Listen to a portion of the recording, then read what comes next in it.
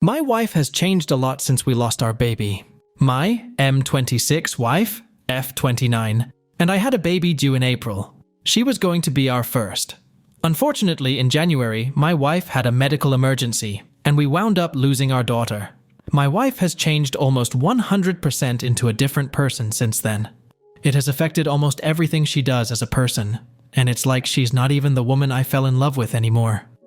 A little bit of backstory on us. My wife and I have known each other for 5 years, have been a couple for 3 years, and have been married for almost a year now. I have had a really hard last couple of years, between my mother's passing and the premature end of my career as a professional athlete, and this amazing woman has been my rock.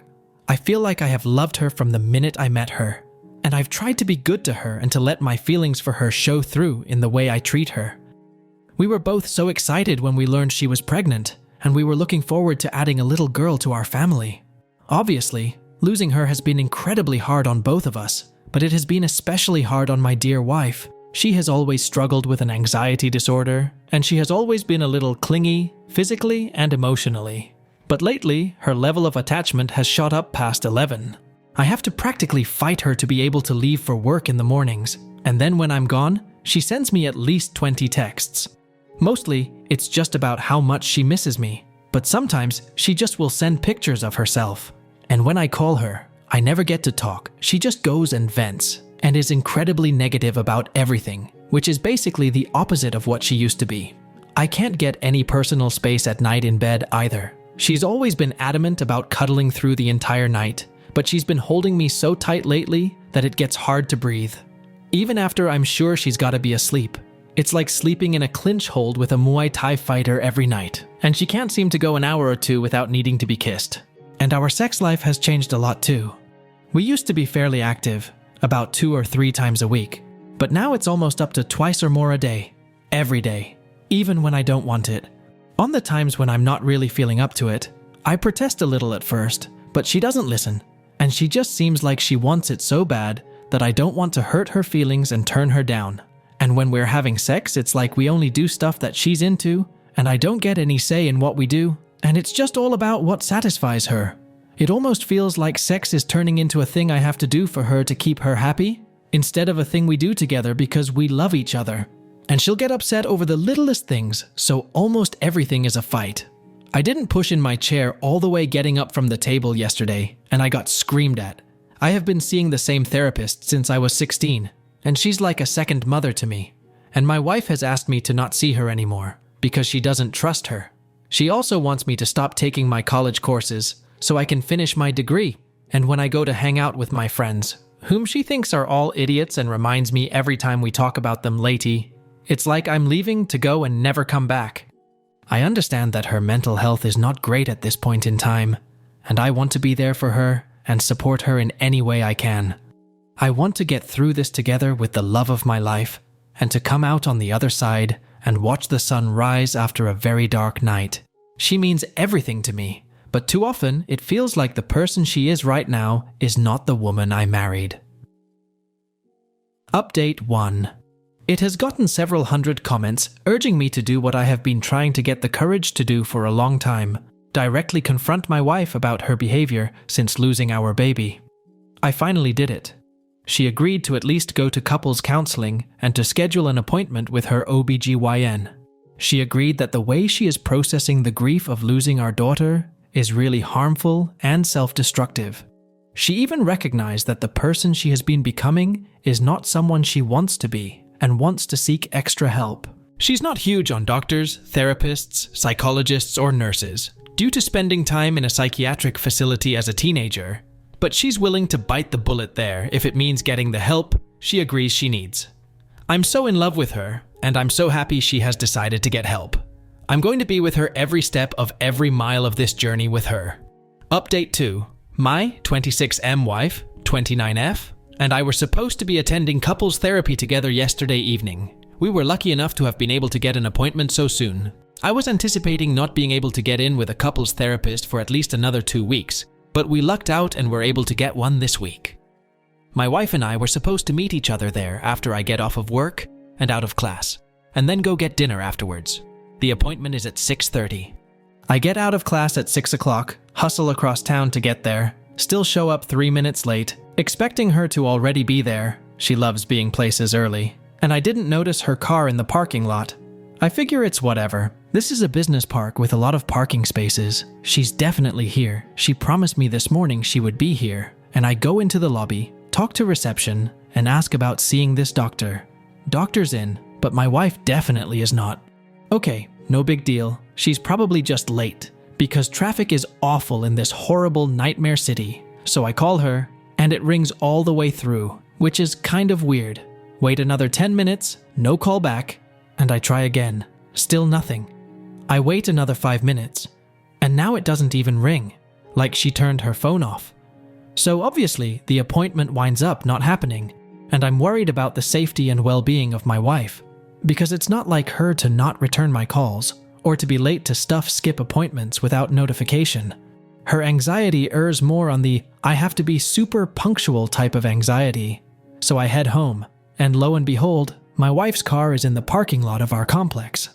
I head in the apartment, and she's in our bed, just watching porn on the TV and masturbating. Apparently that's what she's been up to all day while I've been at work and at school trying to provide for us. And she was so nonchalant about it too, like it's the most natural thing in the world for her to be doing at that time. Obviously, I'm a little shocked. I'm not a porn guy. I think it's actually super unhealthy, and overall does more harm to individuals psychologically than any good that empty instant sexual gratification can do. I don't think watching porn while in a relationship is cheating, but I don't love it. She and I will be having that conversation later, and her watching porn isn't what I'm really upset about right now anyways.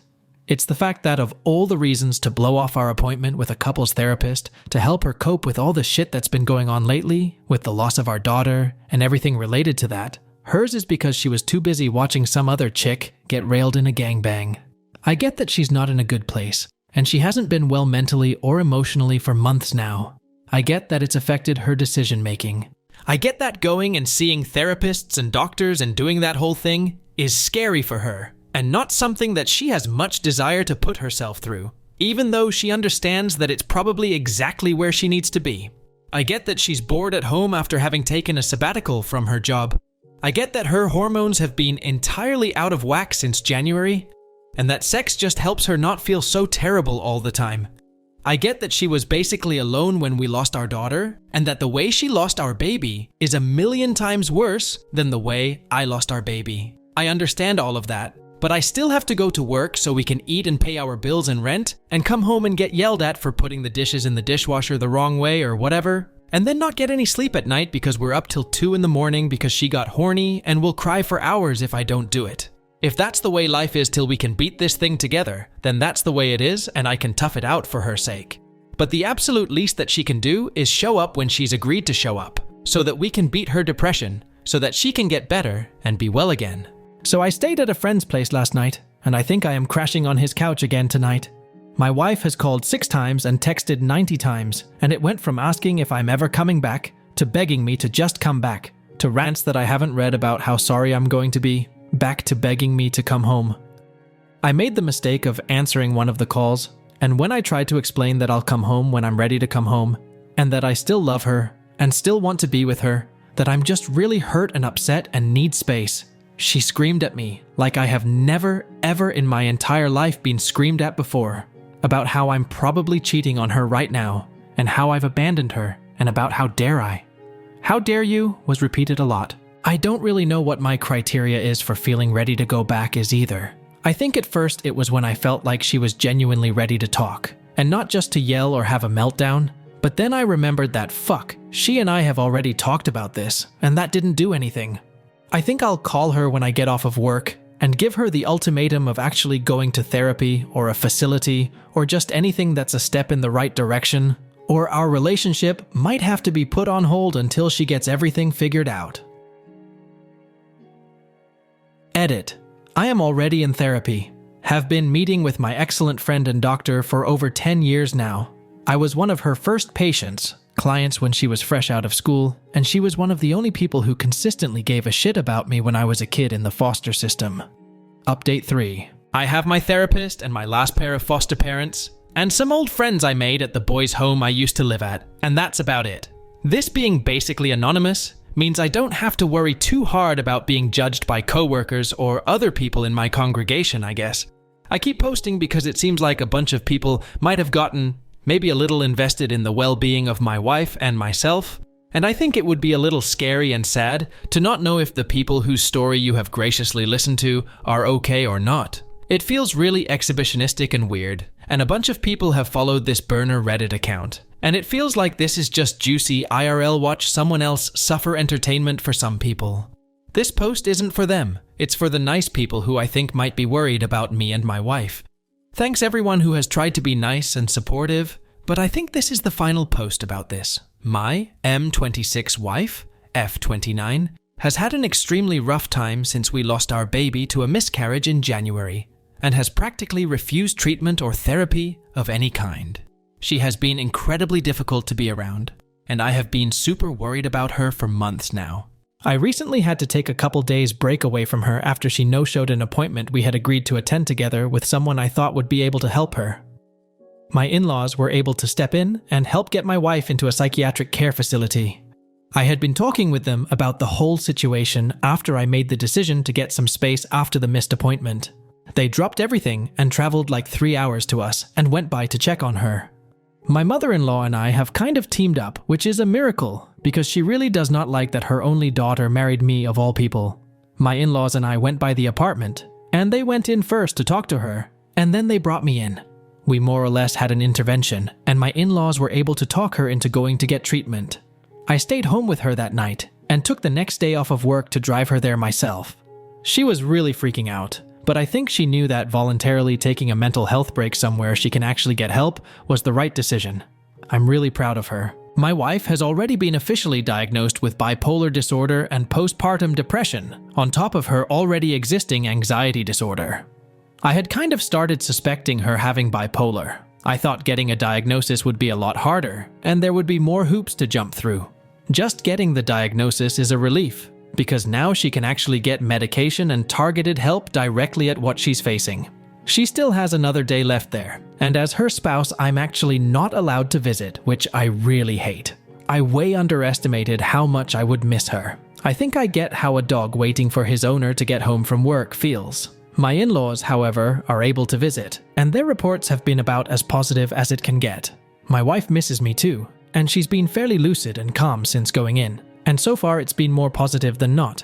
And obviously this is probably going to be something that she'll need support with for the rest of our lives. I'm pretty sure that it doesn't just go away, but it really does feel like a genuine, true, legitimate first step in the right direction, and with the right help, we can actually beat this thing. One of the craziest things that has happened throughout this entire process over the last few days has been the way my mother-in-law has started treating me. She actually hugged me and told me she was sorry about me losing our daughter, which is the first hug she's ever given me, and I never in my life expected her to ever have any sympathy for me. My father-in-law has always been much kinder, but it didn't seem like this was something he had asked her to do. This was just her being nice to me, which I never expected. As for me, I attended a grieving father's support group, and it was like a super pessimistic sadness circle jerk. It just made my evening sadder, and I don't think I'll go back, at least to that same one anyways. I'm going to take a week off of work after this semester of school is over, and we're going to go visit where I'm from back in Texas, and we'll stay with my parents. Getting out of this long winter will be good for both of us, I think, and I haven't seen them since my wedding back in May. I'm a little cautious to get excited though. The last time I thought we were making progress wound up being me getting my expectations way too high, and then being very disappointed, but it does feel like the sun is rising a little bit if that makes any sense.